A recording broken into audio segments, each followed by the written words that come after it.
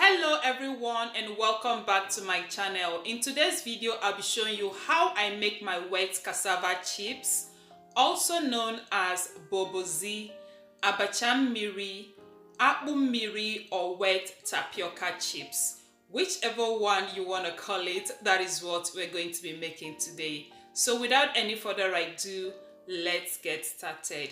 For this recipe, I'm making use of 2 cassava tubers, and I'll start by cutting and peeling the cassavas.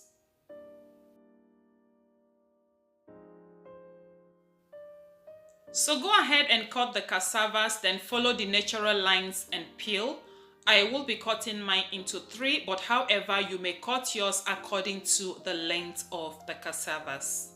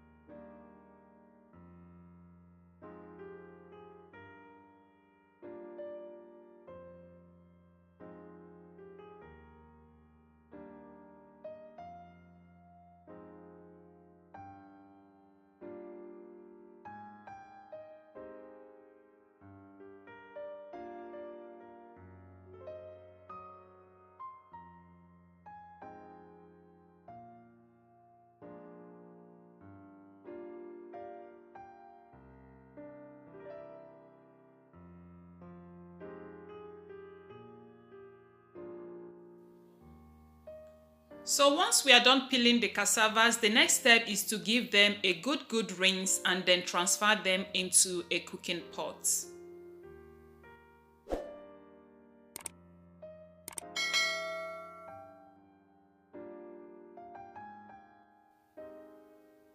Once I have everything in the pot, I will add enough water to cook, then transfer them onto the stove top. And we're going to allow the cassavas to boil for between 7 to 10 minutes. The cassavas we have here in diaspora cooks faster than the ones we have back home. So if you're watching from Nigeria, you want to cook yours anywhere between 20 to 30 minutes thereabout. Or if you are not sure, you can just use a knife or a fork. If you can drive in easily without any resistance, then you know the cassavas are perfectly cooked.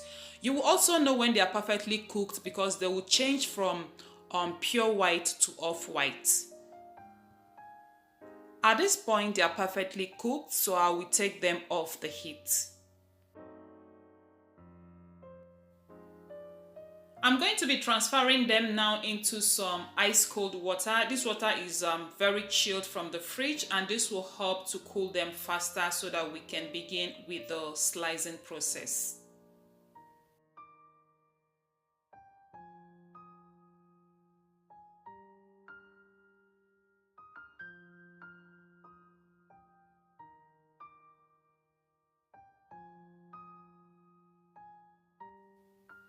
The cassavas are now cool, so it is time for us to slice the chips, and I like to slice mine into normal slices, not too thin and not too thick.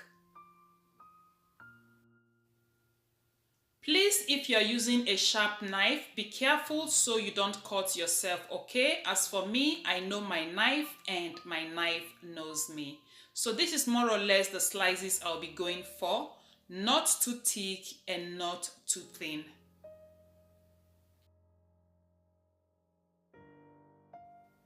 So once I get to the core in the middle, I will slice it off because it is not edible. So please do the same. And you can also slice the chips without having to cut the cassava into 2, just the way I'm doing now. But I don't know, for some reason, I prefer this method. Like I said earlier, always make sure to slice off the core in the middle. So I'll repeat the process until I am done.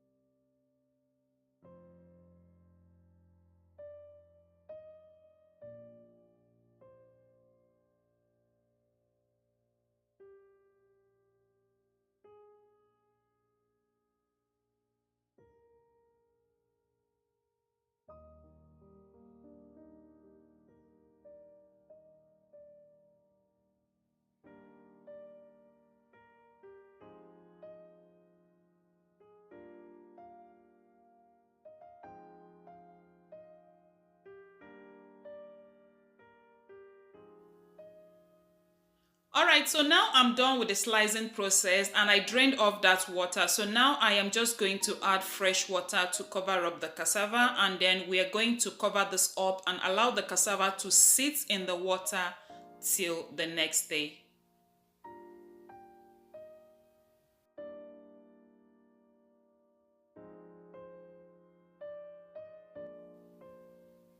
Welcome back everyone. So it is the next day and we are ready to do some rinsing. So first I'll go ahead and drain off this water and then we will begin with the rinsing process.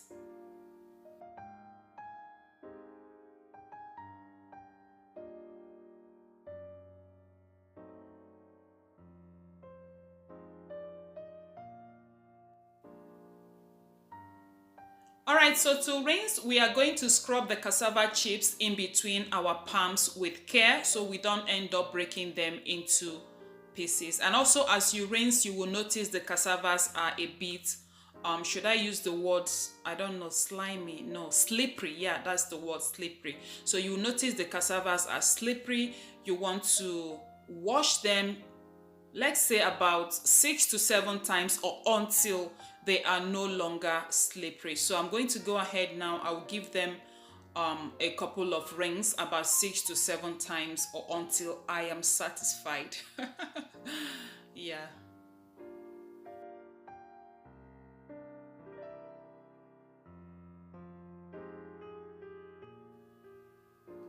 You can enjoy wet cassava chips, Bobozi, Mmiri, Abacha Mmiri, or wet tapioca chips with any nuts of your choice, such as coconut, palm nut kernels, or peanuts. My family's favorite is coconut.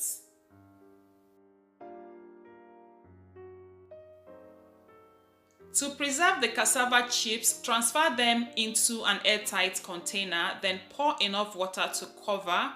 I like to preserve mine in the fridge, and this can last up to 7 to 10 days. That is if they get the chance to last that long.